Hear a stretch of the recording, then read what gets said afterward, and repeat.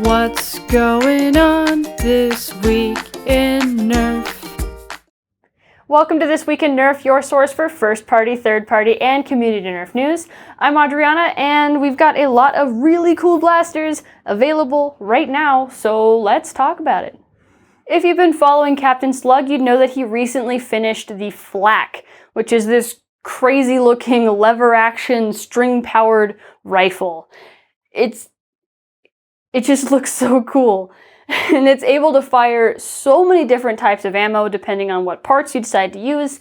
So it can take rival mags, or talons, or sledge fire shells, or spring thunder shells, trilogy shells, demolisher rockets, Y-hopper. My personal favorite is ballistic balls, because why would you do that? Who even has ballistic balls anymore? Why? Why did you do this? But regardless, it's super cool that it's so modular for however people want to use it, whether they want it to be a primary blaster or just be something silly. And with the stock elastic band, you can adjust the FPS from 90 to over 150, which is awesome for people who want to plink around their house or somebody who wants to go to a super stock war. It's pretty cool. You can go back and forth or somewhere in between. That's just awesome.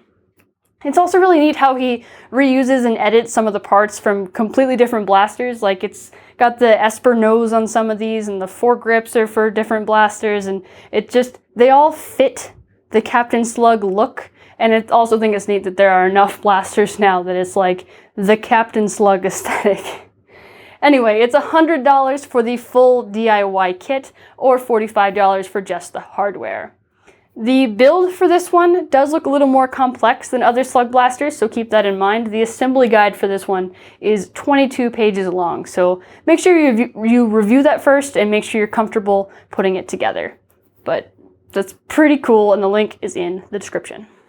Flywheel the World is known for their micro flywheels, and for that new geometry, it needed a different type of motor than the standard flywheel setups. And the solution for that was overvolted motors, usually honey badgers or Fangray Vamps. But now there's a new solution.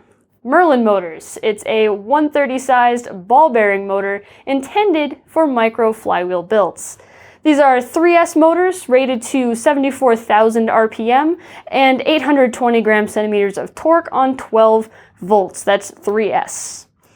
Heat is kind of a major issue with these micro flywheel builds, and the massive vents on the side of these motors should help with that, as long as the cage doesn't completely cover them. And the packaging? Very nice, very fancy. If you're interested in these motors, they'll be available in the US and Australia through flywheeltheworld.com, and if you're in the EU, check out vikingfoamarms.com to pick them up. And very soon they will also have an itty-bitty motorboard for itty-bitty builds. The kinetic interface terminal, or kit as they're calling it, will definitely make assembly much easier, especially if you have unsteady soldering hands. It should be compatible with any of the standard Flywheel the World type geometries, like their conversions for the Recon, Deploy, and the upcoming Long Strike. And it will probably fit in a lot of the third-party blasters. Just depends on how much clearance space you have on the top of the motors. The Nerf Mega Motostryke was my personal most anticipated blaster for 2020, and it is now available on Walmart.com. It's a mag-fed flywheel mega blaster with an awesome form factor. It's essentially a Mega Stryfe, so what's not to love? The magazine is a massive 10 rounds, and it just looks so cool. From the reviews that I watched, it looks really comfortable to use, with the exception of a slightly too tight mag well. I'm hoping that that can be solved with just a little bit of filing, so we'll see shortly, I'm sure. The stock performance... Luckily, Cora Violet shared the internals, and it would be super easy to rewire it for 3S. The wiring itself goes just like any other semi-auto blaster, and the stock motors should be beefy enough to handle a 3S LiPo just fine. And the mags look like they have excellent construction, but I doubt they'll be sold separately. But luckily, The community has come to the rescue. 01 Tech posted a 3D printed Mega Mag on Thingiverse. It's got 9 and 12 round options, compatible with Centurion, Tyrant, and Motostryke. So if you wanted to stock up on those mags, now's your chance. You just need some Nerf shell screws and a drum spring, and then you get to fire hot dogs everywhere. I love Megas so much. There's some really interesting leaks from Hasbro. Nick LaPlante was using a Canadian Tire scanner thingy and found a bunch of new upcoming blasters. First up is the Nerf Triceratops blaster for $30. And I know it kind of sounds like Power Rangers, and despite Hasbro owning Power Rangers, there is a distinct lack of branding in the name. So that's inconsistent with things like Fortnite, Halo, Overwatch, Ghostbusters, that we've all seen before. Those have always been in the name. And strangely, there's no line name for this either. So I hope that it's not just a one-off, because dinosaurs are cool. And I'm excited to see what the Triceratops could be. He also found the Nerf Rival Innovation 1 for $40.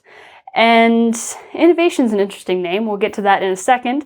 Utter Travesty found the Walmart listing for this blaster as well, and it used to say in the description, Nerf Rival Curve Shot. That has since been deleted, so I don't know how much faith to put in that description. Just because I don't know if it was a mistake that was taken off because it was posted too soon, or taken off because it was not relevant to the blaster at all. We can't really know that. They've also found the Nerf Rival Innovation 2 for $23. And innovation is a word that I think would have been exciting, but since Ultra and 2.0 were also a little contrary to their names, I'm more reserved on this one. Utter Travesty is speculating based on some old rumors that this could be a budget rival line, and I think I agree that's very likely a niche that Hasbro would want to fill. And while I'm not super excited about the past few lines, Rival has been consistently good, so I'm hopeful that it continues to be. And there's more exciting Hasbro leaks. Utter Travesty found the Nerf Mega Skystriker at the ACD distribution site, and that's going for $60 retail price. And $60 has got to be a huge blaster, hopefully like a primary class type blaster. And with Strike in the name, I'm hoping that it comes with the AccuStrike Mega Darts, because I don't have enough of them and I can't justify buying them, but I still want them. I'm also really hoping for more mags, because Mega's just awesome and fun, and being able to shoot more darts faster sounds like the best way to use it. Come on, Hasbro, more Mega! Dart Zone is just killing it with their new Adventure Force releases. The Sportsman is another hopper-fed Springer, and these things are just so weird, and I love weird mechanisms. You just throw 20 darts in the top, and it's got this accordion pusher thing in the lid that gently nudges them downward. While you prime, there's some flaps inside that shakes one dart into the breech, and then you prime it forward, and it fires up to 80 feet. Something like this is so easy to reload on the go, like even easier than the front-loaded cylinders. So it's perfect for casual wars, of course, assuming that its function is reliable. Side note, the shape of this thing is just bizarre. I don't understand why it has this crazy carry handle thing, but I think I love it. We talked about the Adventure Force Spectrum a little bit in episode 77, and we speculated that it was going to be Dart Zone's take on the Stryfe.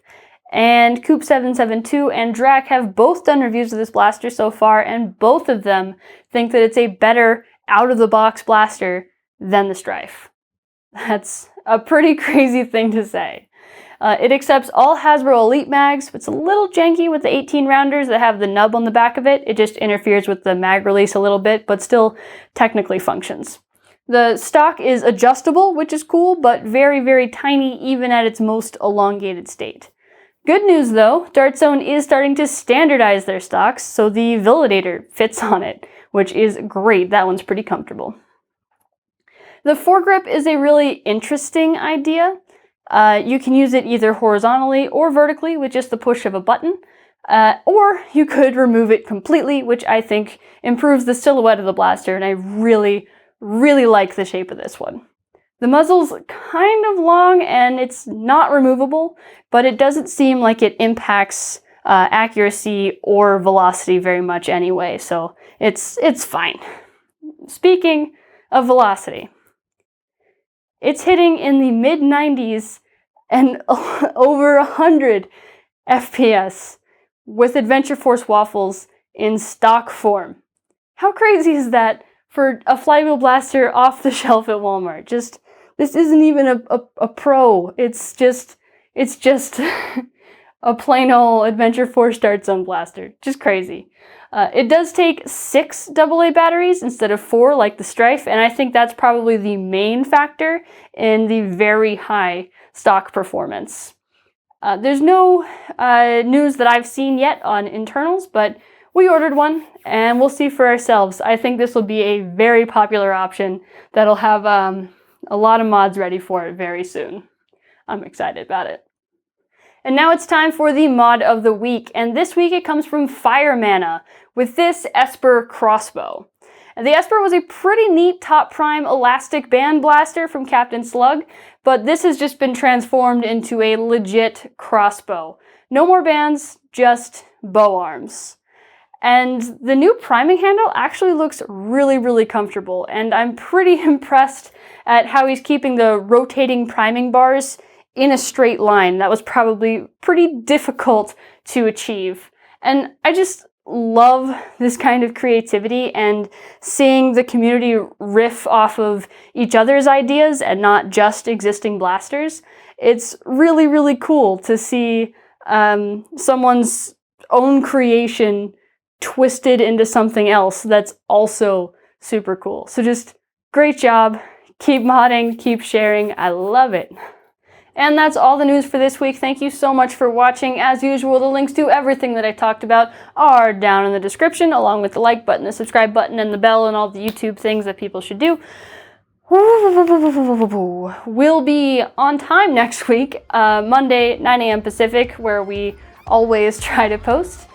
And in the meantime, I'll just be sitting by my door, eagerly awaiting the arrival of my Motostryke. I'm gonna make it so good. I'm so excited.